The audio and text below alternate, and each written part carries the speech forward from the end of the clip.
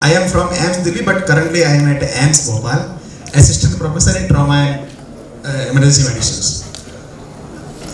Thank you so much, ma'am, for introduction and calling me as a. I am not too much pro in the rhinoplasty. I did 10 to 15 rhinoplasty assist in AIMS New Delhi in trauma center with plastic surgery, and then after I think at least trauma cases we can start with the rhinoplasty, and I started a rhinoplasty as chronic trauma rhinoplasty and as well as the acute rhinoplasty. I coined the term acute rhinoplasty because we know the nasal fracture is one of the commonest fracture of the facial bone, and we almost in every if you are working in the trauma center, you will encounter 2 or 3% daily with the nasal bone fractures, and almost 20 to 30% patients required some active corrections. If we will not do the active correction, we require a residual later on proper rhinoplasty.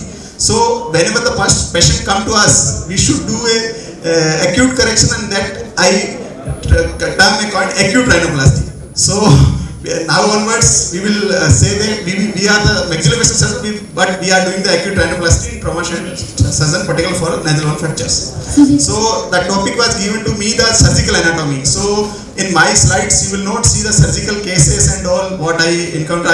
I did almost 15 to 20 cases in trauma center AIMS Bhopal as a first surgeon, and out of that almost 10 cases is surgical post-trauma rhinoplasty, and the 2 cases for cleft and palate patients, and 1-2 patients just for the cosmetic purposes, aesthetic purposes. And yes.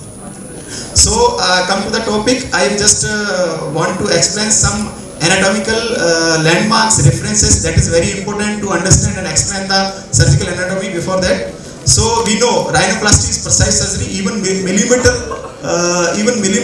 is margin is very important when we consider the planning and the doing the surgery. So we have to. It is very important to understand each and every anatomical structures and their positions and their relations, and even little bit we have to touch about the physiology of the nose. So coming to the landmarks, everybody we know, but we should know the familiarize with the terminology, because if we don't know the terminology, we will not understand even later lectures, and even we cannot understand the literature. So it's the fundamental to know the all terminology like glabella, nasion, renion, that's the osteocartilage junction between cartilage and bone, and the tip deflecting points, intratip lobules, columella labial junctions, facets. Facet is just a small soft tissue without a cartilage just between the margin and septum and rim. And LR side veins, LR facial junctions, medial cural foot plates, supraellar release. Why I am telling all these names? Because this is very important. Later on in all the lectures you will hear this name. You have to correlate which structure where and how to be important, particularly in the planning. So next, these are the upper cartilage. We know we have 2 bilateral upper cartilage, and then is lower cartilage just below the upper cartilage, and 2 pair of the lower cartilage, and there are some accessories cartilage lateral to the lower cartilage. Use the cursor please. वो है ना pointer नहीं चलेगा. Okay. Pointer छोड़ दो. सुनो. Cursor, arrow. आशीष tell him ना. Okay, sorry.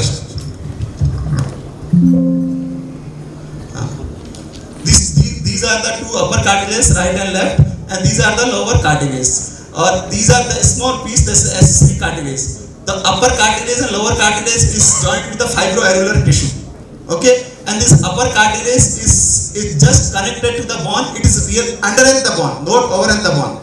So we should know each and every minute detail of the anatomy. And the lower cartilage is might be the end-to-end relation with the upper cartilage. Sometimes might be the under end, sometimes might be the over end.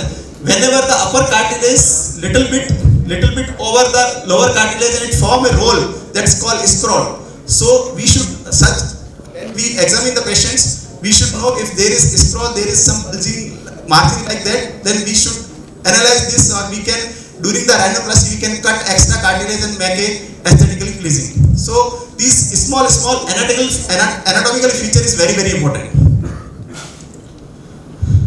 In a axial view, there is the lobule. This whole part is called lobules. So lobules have a 3 tip points, right, left, and lower and upper. This is the intra tip, below the lobules, and the columella. Everybody know this is the ala. This is the nostril sill. So this soft tissue part, this margin part is called nostril sill. This is alar base and this is alar facial junction. So this terminology is important. Or whenever we explain any anatomy of the nose, this is the anterior part, this is the cephalic part, and this is caudal part. When you read the literature, you will encounter with all these terminology. So you will not confuse with this. Whatever the lower part is caudal, upper part is cephalic. This is anterior and this is posterior. So it is very anatomical landmark if you want to explore in the rhinoplasty. The next, now I am showing the normal anatomical structures. This is the tip point, defining point, right, left, upper, supratip and infratip. Ideally the face should be the 1/3 like this, but an upper lip and lower lip. This is the ideal. So when we examine the patient, we consider this is the ideal. So according to that, we can increase and decrease the nostril and chin ratio is very important. We know the rhinoplasty is important, but we have to consider also chin. As a the rhino and chin is the two are the main projections of giving the facial aesthetic more. So whenever you are considering the rhinoplasty, we should also examine the chin, and if any adjunct treatment required for chin, we should do these things.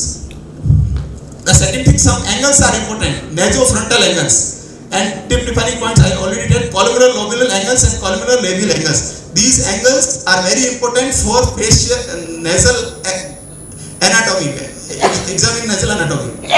So normally this angles is 95 to 110 in the between the 95 to 110, and this is the nasolabial angle, lobular angle 30 to 40 degree, and the distance between two nostril and the projection of the nose should be equal ideally. The length of the nose and the projection, it should be 1:0.67 ratio. This is the ideal point we should consider in the mind during when we evaluate the nose, and we will consider corrections for the rhinoplasty. Some other important points. Usually the female have a little bit concave, should have a concave curvature of the nasal dorsum, and male have a little bit prominent, not straight ideally. So this is the minor things we should consider during the rhinoplasty. The important other angle I already told 95 to 110. So this is equilateral triangles. So whenever we see the axial sections, the nostril should be in equilateral triangle in this way. This is very important topic, external wall or internal wall.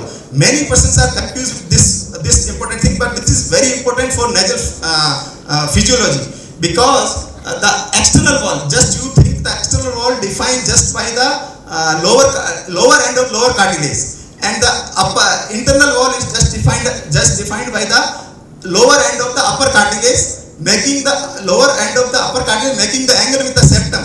That angle should be defined 15 to 20 degree. It should not be less than that. If it is less than that, whenever the patient inspires, nose will collapse, or ideally patient will feel obstruction.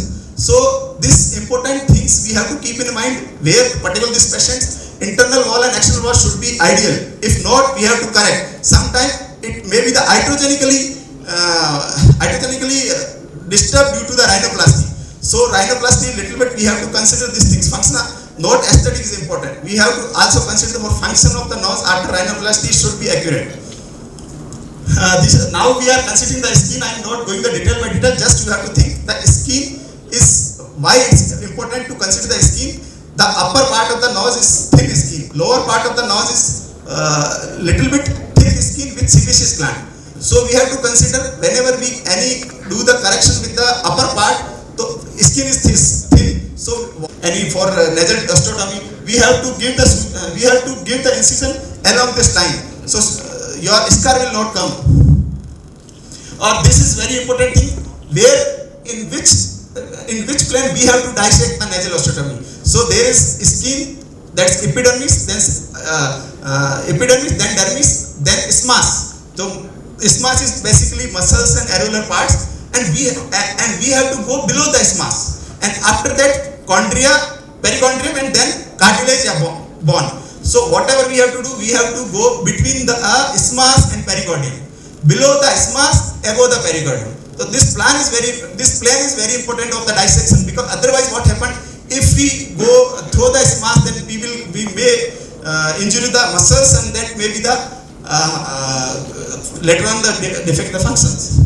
So this is the skin consider, I already explained. This is the muscles. I am not going for the detail about the muscles. Just you remember 7 pair of intrusing and 3 pair of extensing muscles that help in the nasal physiology. So in the figure, this is very important. Whenever we do nasal osteotomy, we have to caring about the lacrimal structures. So, however, most of the rhinoplasty we will not we usually not lacrimal get the injury, but the direction of the seizure is very important. So this we should keep in the mind in that thing. One small thing that is called Webster triangle. Only few books is explained it. Why it is important? This Webster triangle, if we damage, Webster triangle is the part of bone at the internal wall level. If we damage it, it might cause the constriction of the internal wall, or that maybe the hamper the functionality. So whenever we plan the osteotomy, we should keep the osteotomy above the Webster triangle. For bony structures, we have to also review the CT scan. What is the status of septum and bone deviation, septum deviation, bone directions and all. These are the lateral wall anatomy. I am not going by word. You are getting in this book. There is no problem. But we should consider there is 3 concha, where inferior concha, middle concha, superior concha, and between the concha there is some depression that is called meatus. But terminology you should know. Or these are the 2 important areas: keystone area and scroll area. These are terminology. The junction between the bone and the upper cartilage is called keystone area. So we have to consider when the rhinoplasty. Scroll area is the junction between upper and the lower cartilage. Cartilage I already explained, but here I am the relation between upper and lower cartilage. So we have to consider during the surgery, if upper cartilage is rolling out over the lower cartilage, it forms the scroll. Then we have to consider cut this rolling to make a more pleasing aesthetic. So this relation we have to review during the rhinoplasty. This is more complex rhinoplasty, but we should know. These are the nasal septum. Nasal septum is very important rhinoplasty in terms of correction and in terms of graft taking. So it is ideally made up of the ethmoid, perpendicular upper ethmoid wall, lower vomer wall, and anterior the cartilage part. Usually we are taking the cartilageous part at least 1 centimeter above and 1 centimeter anterior. We have to keep for structural continuity of the nose, and the rest part we can use as a graft. Or it is very useful when a very common DNS, but Davidson nasal septum is very common condition after the trauma, or even after maybe the genetically or any other reason it can be the Davidson. In the correction, septum should be considered. So the lateral wall is, I am not just explain too much, but one important interesting thing, lateral wall have erectile tissue, or that also affect, or even though that the swelling of the lateral wall tissue and its construction is based on emotions. So sometimes we have to review all these things before going for the rhinoplasty. Sometimes patients say maybe there's something aa gaya, kam ho gaya. So we have to consider these things. So that erectile tissue is very specific characteristic of the lateral wall mucosa. This is lateral wall inferior terminate, middle terminate, superior. Just I am not going for detail. And this is the blood supply. Blood supply and nerve supply is very important, because whenever we plan the, particularly in the LA, even the GA rhinoplasty, we should aware about the blood supply. Where is it? So that we can give the LA for construction purpose, and also the nerve supply. I am not going the detail, just showing this photograph. You can take even the screenshot and keep in the mind whenever do the rhinoplasty. This is the blood supply of the. This is the lateral wall, and this is the septum. Septum blood supply, everybody know Little's area. That is called Katzenberg area, very important. There is plexus of the multiple arteries, or whenever in this area very prone to it is present on the septum, or very prone to the bleeding. So whenever we explore the septum, we should be care about this area. This is the nerve supply, mainly the nerve supply infraorbital and the infratracheal nerve. So whenever any procedure on a nose, even though acute rhinoplasty, we should give a LA to block all these nerves. So in that aspect, it's very important.